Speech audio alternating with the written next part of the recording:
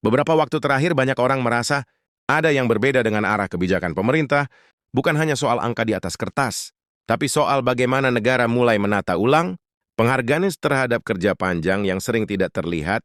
Salah satu keputusan yang akhirnya muncul ke permukaan adalah soal kenaikan gaji, ASN, dan pensiunan, yang kini resmi diputuskan dan angkanya tidak kecil. Bahkan disebut bisa mencapai hingga 200%, setara dengan hakim bagi sebagian orang.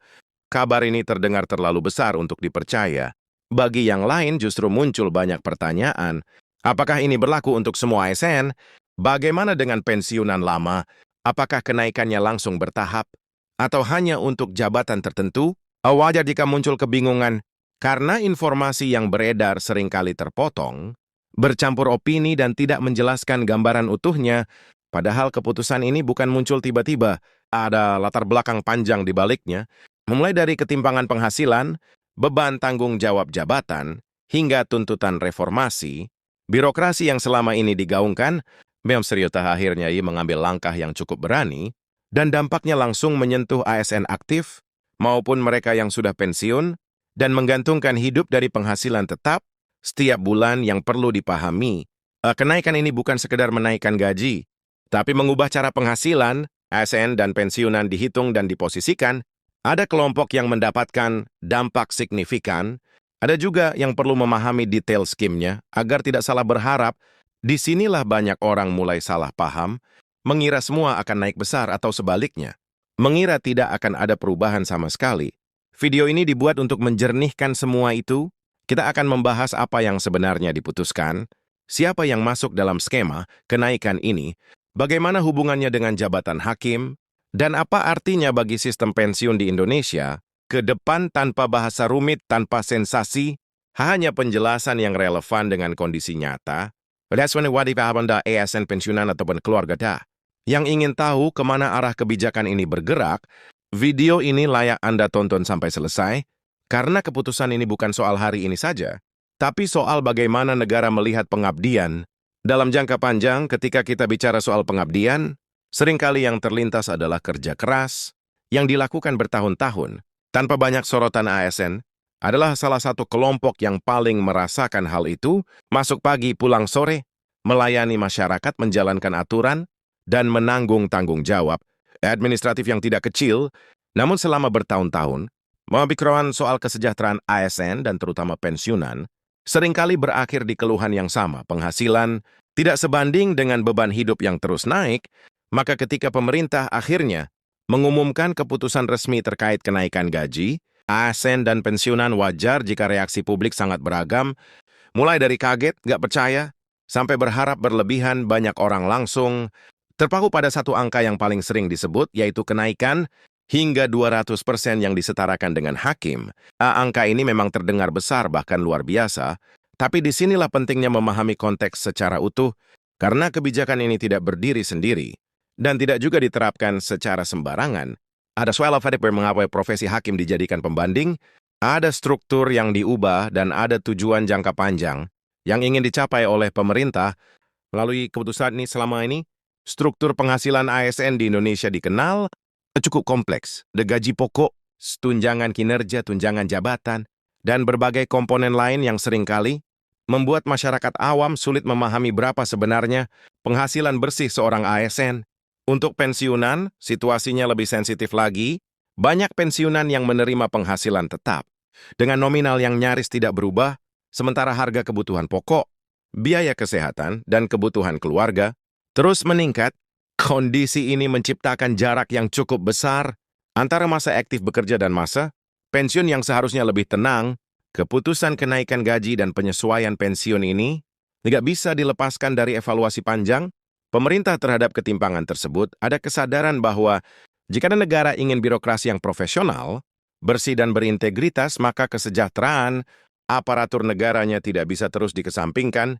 Hakim menjadi contoh yang cukup kuat, karena selama ini mereka memiliki struktur penghasilan yang relatif lebih mencerminkan beban, tanggung jawab, dan risiko jabatan. Dengan menyetarakan beberapa komponen penghasilan ASN tertentu dengan hakim, pemerintah ingin menciptakan standar baru tentang bagaimana jabatan publik dihargai. Namun penting untuk dipahami bahwa tidak semua ASN akan langsung mengalami kenaikan hingga ratusan persen. Istilah hingga 200% merujuk pada kondisi tertentu, jabatan tertentu, dan struktur penghasilan yang sebelumnya memang sangat rendah dibandingkan tanggung jawabnya. Disinilah banyak orang mulai salah menangkap pesan. Ada yang berharap gaji pokok langsung melonjak 2 kali lipat. Ada juga pensiunan yang berharap penghasilan bulanannya naik drastis dalam waktu singkat. Padahal kebijakan ini lebih kepada penataan ulang, bukan sekedar menaikkan angka secara seragam. Bagi ASN aktif, perubahan ini terasa sebagai angin segar, sekaligus tantangan. Di satu sisi, ada pengakuan terhadap kerja dan tanggung jawab yang selama ini dijalankan. Di sisi lain, ada ekspektasi baru yang menyertainya. Kenaikan penghasilan tentu dibarengi dengan tuntutan, kinerja integritas, dan profesionalisme yang lebih tinggi.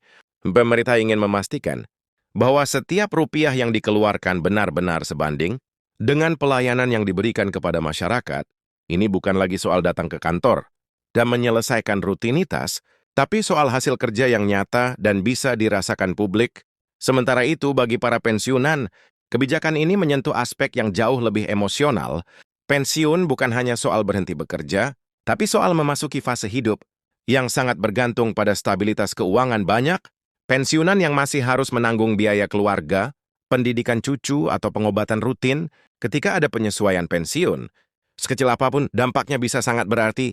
Oleh karena itu, wajar jika banyak pensiunan mengikuti kabar ini dengan penuh perhatian, berharap ada perubahan yang benar-benar bisa dirasakan. Bukan hanya janji di atas kertas. Dalam konteks inilah penting untuk memahami bagaimana kebijakan ini akan diterapkan. Pemerintah tidak serta-merta mengubah seluruh sistem pensiun dalam semalam. Ada tahapan, ada penyesuaian anggaran, dan ada sinkronisasi dengan aturan lain yang sudah lebih dulu berlaku. Proses ini memang tidak instan, dan bagi sebagian orang mungkin terasa lambat. Namun langkah ini menunjukkan adanya arah yang lebih jelas dalam pengelolaan kesejahteraan ASN dan pensiunan di Indonesia. Reaksi masyarakat terhadap kebijakan ini juga menarik untuk dicermati di media sosial. Diskusi berlangsung panas, ada yang mendukung penuh, ada yang skeptis, dan ada juga yang merasa kebijakan ini tidak adil bagi sektor lain. Semua reaksi ini sah dan menunjukkan bahwa isu kesejahteraan ASN dan pensiunan memang bukan isu kecil. Ini menyangkut keuangan negara, kepercayaan publik, dan masa depan sistem birokrasi kita. Pemerintah berada di posisi yang tidak mudah, harus menyeimbangkan antara kemampuan, anggaran, dan tuntutan keadilan sosial. Yang dibalik semua perdebatan itu, satu hal yang sering luput dibahas adalah dampak jangka panjangnya, penyesuaian gaji dan pensiun. Ini bukan hanya soal hari ini atau tahun depan, tapi tentang bagaimana negara mempersiapkan generasi ASN berikutnya. Ketika sistem penghasilan lebih adil dan transparan, profesi ASN bisa kembali dipandang sebagai pilihan karir yang bermartabat dan berkelanjutan. Ini penting karena kualitas. Birokrasi sangat bergantung pada kualitas orang-orang yang memilih untuk masuk dan bertahan di dalamnya. Bagi para ASN yang masih aktif bekerja, kebijakan ini juga menjadi momen refleksi. Ada kesempatan untuk menata kembali perencanaan, keuangan, mempersiapkan masa pensiun dengan lebih matang, dan memahami hak serta kewajiban secara lebih jelas. Banyak ASN yang selama ini kurang mendapat edukasi soal pengelolaan keuangan jangka panjang, sehingga masa pensiun seringkali menjadi fase yang penuh kecemasan. Dengan adanya penyesuaian sistem, diharapkan kesadaran ini juga ikut meningkat. Di sisi lain, bagi keluarga ASN dan pensiunan, perubahan ini membawa harapan baru. Stabilitas penghasilan berarti stabilitas keluarga. Anak-anak bisa merencanakan pendidikan dengan lebih tenang, kebutuhan kesehatan bisa dipenuhi dengan lebih layak, dan kualitas hidup secara keseluruhan bisa meningkat. Dampak ini mungkin tidak langsung terlihat dalam angka statistik, tapi terasa dalam kehidupan sehari-hari. Namun tetap penting untuk bersikap realistis. Kebijakan ini bukan solusi instan untuk semua masalah. Kesejahteraan masih ada tantangan besar, seperti inflasi, ketimpangan ekonomi, dan kebutuhan sosial lain yang harus dihadapi bersama. Kenaikan gaji dan penyesuaian pensiun adalah satu langkah penting, tapi bukan satu-satunya langkah. Masyarakat tetap perlu mengawasi, memahami, dan mengkritisi pelaksanaannya, agar tujuan awalnya tidak melenceng. Dalam beberapa waktu ke depan, kemungkinan akan ada penyesuaian lanjutan, aturan teknis tambahan, dan evaluasi berkala. Ini adalah proses yang dinamis. Anda wajar di mana perubahan di tengah jalan. Yang terpenting adalah keterbukaan, informasi dan komunikasi yang jelas antara pemerintah dan masyarakat. Tanpa itu kebijakan sebaik apapun bisa disalahpahami dan kehilangan kepercayaan publik. Jika kita melihat ke belakang, perjalanan panjang, sistem penggajian dan pensiun ASN di Indonesia memang penuh liku dari masa ke masa, selalu ada upaya perbaikan, meski tidak selalu berjalan mulus. Keputusan terbaru ini bisa dilihat sebagai bagian dari proses panjang tersebut, bukan sebagai akhir cerita. Masih banyak yang perlu dibenahi, tapi setidaknya arah perubahannya kini lebih terlihat. Pada akhirnya, kebijakan ini mengajak kita semua tahu untuk melihat ulang bagaimana negara menghargai pengabdian, bukan hanya saat seseorang masih aktif bekerja, tapi juga setelah mereka pensiun dan menyerahkan tongkat estafet kepada generasi berikutnya. Penghargaan ini bukan semata soal uang, tapi soal rasa aman, rasa dihargai, dan rasa bahwa pengabdian bertahun-tahun tidak dilupakan. Begitu saja bagi Anda yang menonton video ini, penting untuk terus mengikuti perkembangan informasi dari sumber resmi, memahami detail kebijakan sesuai kondisi masing-masing dan tidak mudah terpengaruh oleh kabar yang belum jelas kebenarannya. Kita bisa melihat kebijakan ini secara lebih jernih, tanpa harapan berlebihan tapi juga tanpa sinisme yang tidak perlu. Perubahan sedang terjadi dan meski tidak sempurna, ini adalah bagian dari upaya panjang untuk menciptakan sistem yang lebih beradilitas dan berkelanjutan. Dengan bagaimana dampaknya nanti sangat bergantung pada bagaimana kebijakan ini dijalankan dan bagaimana kita sebagai masyarakat ikut mengawalnya.